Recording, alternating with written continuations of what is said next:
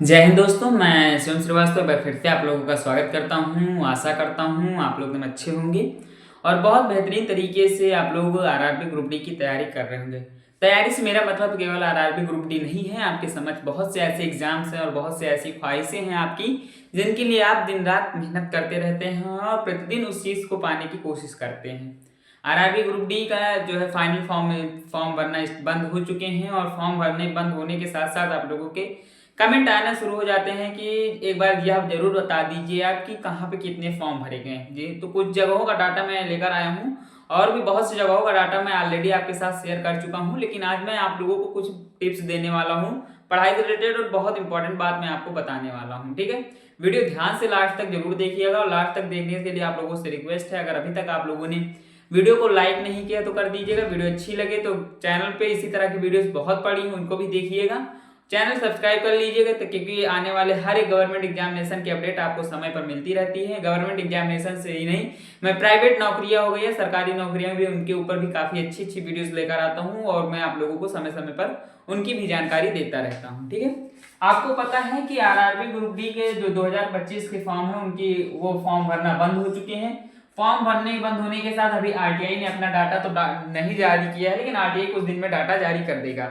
जब RTI data जारी करेगा तभी कंफर्म हो पाएगा कितने फॉर्म भरे गए। लेकिन जो डाटा हम लोग निकालते हैं, जो डाटा एनालिसिस किया जाता है पिछले ईयर के अनुसार या फिर इस बार जो गूगल फॉर्म वगैरह फिलअप करवा के, उसके हिसाब से मैं आप लोगों को कुछ चीजें बता दूं। पहली बात तो ये चीज समझ लीजिए कि जब आप फॉर्म भरते हैं, जोन चुनते हैं, तो कोई भी जोन ऐसा नहीं होता जो सेफ जोन हो, कोई भी ऐसा जोन नहीं होता है जो आपका हार्ड जोन हो। ठीक है, यानी डेंजर जोन हो। आपकी पढ़ाई, आपकी मेहनत उस जोन के एक सीट को कंफर्म करेगी, क्योंकि कभी कभी ऐसा होता है कि हम लोग तैयारी जिस क्षेत्र में कर रहे होते हैं वो क्षेत्र ही गलत होता है। ठीक है, अब जैसे यहाँ पे मैंने लिख भी दिया था कि कोई भी जोन आपका सेफ नहीं होगा और कोई भी जोन आपका डेंजर नहीं होगा। तैयारी पर सिलेक्शन निर्भर होता है। ठीक, आपका सिलेक्शन आपकी तैयारी तय करेगी कि आपने कितनी मेहनत, कितना परिश्रम किया उस चीज को पाने का, कि आप उसके काबिल हैं या नहीं। ठीक है, अब जो भी जोन चुना है चेंज नहीं होगा। जी हाँ, जोन चेंज नहीं हो सकता, क्योंकि आपको पता है जब फाइनल लॉक कर दिया जाता है आरआरबी की तरफ से फॉर्म को, तब फिर उसमें आप कोई भी एडिट करेक्शन नहीं कर सकते। करेक्शन आएगा भी तो आप करेक्शन में केवल और केवल जोन, मतलब कि डिटेल्स चेंज कर सकते हैं, जोन नहीं चेंज कर सकते। जोन चेंज करने से क्या होता है कभी कभी, इसीलिए आरटीआई डाटा भी नहीं देगी। आरटीआई डाटा कब देगी? जब आरटीआई तब देगी डाटा जब आप लोग उसको चेंज नहीं कर पाएंगे। ठीक है, तैयारी के ऊपर हमेशा से ध्यान दीजिए और तैयारी करते रहिए। तैयारी के लिए मैंने हमेशा आप लोगों को कुछ चीजें, बहुत सी चीजें बताई हैं। बुक्स फ्री पीडीएफ मैं आप लोगों को प्रोवाइड कराता रहता हूं। मैंने लगभग 200 से ज्यादा कैंडिडेट्स को फ्री पीडीएफ दे दी है। फ्री पीडीएफ में मैंने इंग्लिश हो गया, मैथ हो गया, इंग्लिश तो इसमें नहीं काम है, मैथ और रीजनिंग, जीके, इन 3 बुक्स की यहाँ पे काम है। इन 3 बुक्स की बेहतरीन लेखकों की पीडीएफ जो है मैंने ऑलरेडी ग्रुप पर शेयर कर दी है, जीके जीएस। ठीक है, और समय समय पर मैं आप लोगों के लिए करंट अफेयर्स की पीडीएफ भी अपलोड करता रहता हूं, तो चैनल से जरूर जुड़िएगा। व्हाट्सएप चैनल का लिंक आपको डिस्क्रिप्शन बॉक्स या फिर हो सकता है कमेंट बॉक्स, दोनों में से कहीं मिल जाएगा। ठीक है, लेकिन फिर भी मैं आप लोगों के लिए, आप लोगों के कमेंट के अनुसार हमेशा प्रस्तुत होता हूं। तो मैंने कुछ सेफ जोन और डेंजर जोन निकाले हैं, उन जोनों के बारे में थोड़ा सा चर्चाएं करता हूँ और चीजों को बताता हूँ। ठीक है, आपके डेंजर जोन में नंबर 1 पे मैंने रखा है जयपुर को। ठीक है, क्या जयपुर क्यों रखा है वो आपको मैं अभी बताऊंगा। जयपुर को आपको पता है कि जयपुर में वैकेंसीज कम थी और उसके हिसाब से आपके फॉर्म कितने भरे गए हैं? 6,68,457। ठीक है, 6,68,457 फॉर्म भरे गए हैं और परफील्ड कंपटीशन भी बहुत हाई है। वो भी मैं आपके साथ शेयर नहीं कर रहा हूं, क्योंकि अभी मुझे कुछ नहीं बताना है। मैं केवल और केवल कितने फॉर्म भरे गए यही डाटा मैं आप लोगों के साथ शेयर कर रहा हूं, बाकी मैं कुछ और उस पर चर्चा नहीं करूंगा। और दूसरे नंबर पे मेरा डेंजर जोन आपका आता है भुवनेश्वर। ठीक है, क्या भुवनेश्वर? भुवनेश्वर में जो फॉर्म भरे गए हैं 4,61,361 भरे गए हैं और ये भी एक डेंजर जोन आता है। ठीक है, तीसरे नंबर पर आपका हुबली आता है। हुबली के बारे में अगर मैं चर्चा करूं तो हुबली भी एक डेंजर जोन में इस बार है, अगली बार वो मॉडरेट जोन में था। मॉडरेट जोन में केवल 1 से 2 जोन ही ऐसे मुझे मिले जो मॉडरेट जोन में है, मैं उनकी चर्चाएं भी नहीं करूंगा। यहाँ पे जो फॉर्म भरे हैं 3,18,786। अब आप लोग कह रहे होंगे कि बहुत सी चीजों पर आप चर्चाएं नहीं कर रहे हैं। देखिए, जब भी मैं चीजों पर कंफर्म हो जाता हूँ तभी उन चीजों को बताता हूँ। अभी जिन चीज़ों पे मैं कंफर्म हूँ वही बता रहा हूँ। नेक्स्ट वीडियो में आपके कमेंट के अनुसार मैं आगे की वीडियोस बनाता हूँ। आप लोगों के क्वेश्चन उस प्रकार के नहीं थे कि मुझे परफेक्ट कंपटीशन जानना है, ठीक है। परफेक्ट कंपटीशन की मैंने स्पेशली वीडियोस बना दी थी, तो इसलिए इस पर चर्चा उस पर नहीं कर रहा हूँ। लेकिन अगर आप कहेंगे तो नेक्स्ट वीडियो में मैं आप लोगों के लिए परफेक्ट कंपटीशन भी बताता चलूंगा, ठीक है। हुबली के बाद अगर मैं बात करूँ, यहाँ पे आपका चौथे नंबर पर मैंने जोन रखा है वो है आपका हाजीपुर, हाजमोला, ठीक है। हाजीपुर का जो जोन है, यहाँ पे जो फॉर्म भरे गए हैं 5,84,057 भरे गए हैं, ठीक है।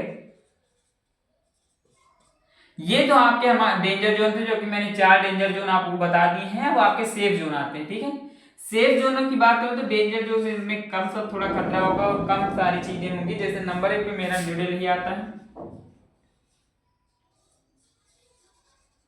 ठीक है। न्यू दिल्ली में जो फॉर्म भरेगा वो 9,19,458 भरे हैं। अब आप कहेंगे फॉर्म तो ज्यादा भरेंगे, फिर भी आप बता रहे हैं सेफ जोन है, तो अभी रुकिए मैं बताता हूँ। देखो फॉर्म कभी ये मैटर नहीं करते हैं कि फॉर्म कितने भरेंगे, उनकी वैकेंसीज भी उस चीज पे मैटर करती है। यहाँ की वैकेंसीज ज्यादा है, यहाँ पे पीएससी यानी परफेक्ट कंपटीशन कम है अपेक्षाकृत इन जोनों के, इसलिए मैंने इसे सेफ जोन में रखा है, ठीक है। और दूसरे नंबर पे हमारा सेफ जोन आता है, आपका आता है चेन्नई, ठीक है। क्या चेन्नई, चेन्नई में जो इस बार फॉर्म भरे गए हो 7,13,123 फॉर्म भरे गए, ठीक है। तीसरे नंबर पे हमने रखा है मुंबई WR, ठीक है। देखो मुंबई WR इसलिए सेफ है क्योंकि आपको पता है मुंबई WR PR था। जब आपने फॉर्म फिलअप किया होगा, फॉर्म को लॉक कर रहे होंगे, तो केवल और केवल उसमें एक मुंबई मिला होगा, ठीक है। तो आप लोगों ने यही समझ लिया होगा कि ये मुंबई जो है ये दोनों का मैच है। मुझसे भी मिसअंडरस्टैंडिंग हुई, बाद में मुझे पता चला, लेकिन मैं उस पर अफसोस नहीं करता हूँ, ठीक है। तो जो WR था वो मुंबई था, लेकिन जो CR था वो मुंबई नहीं था, वो अहमदाबाद था, ठीक है। तो इस चीज को ध्यान रखना। तो चीजें हो गई गलती, तो मुंबई में यहाँ पे इस बार फॉर्म भरे गए 6,69,958, ठीक, कितने 958 फॉर्म भरे गए, ठीक है। तो ये तो आपका सेफ जोन और रेड जोन हो गया था। बहुत सी चीजें हैं, नॉर्मलाइजेशन पर थोड़ा सा चर्चा कर लेता हूँ, ठीक है। हमेशा से RRB ग्रुप डी का यह वसूल रहा है कि वो हमेशा से नॉर्मलाइजेशन में 10, 12, 15 तक नंबर बढ़ाता है, ठीक है। और अगर मैं बात करूं कि आपके एग्जाम कब से होंगे, तो एग्जाम के लिए अभी आप 3 माह का वेट करिए। 3 माह बाद एग्जाम होगा, क्योंकि अभी पेंडिंग में RRB के बहुत से एग्जाम पड़े हैं। जैसे NTPC हो गया, NTPC होने में ही अभी 1.5 महीने लगेगा, और उसके बाद ही आप लोगों का कहीं RRB ग्रुप डी का एग्जाम वो करवा पाएंगे, क्योंकि हर वो कैंडिडेट्स जो RRB ग्रुप डी भरा है उसका लगभग 60% कैंडिडेट्स ऐसा होगा जो NTPC भी भरे। तो इन दोनों के एग्जाम पास में नहीं करा सकती ग्रुप डी, क्योंकि उनको भी पता है कि कंपटीशन में समय लगता है, सिलेबस में थोड़ा सा चेंजिंग है, इसलिए, ठीक है।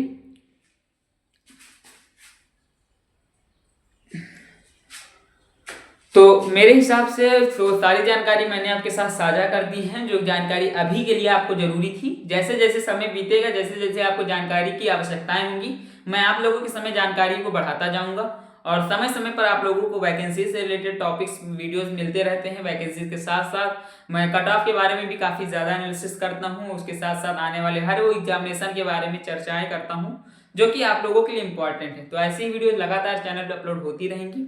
मिलूंगा नेक्स्ट वीडियो में, तब तक के लिए धन्यवाद।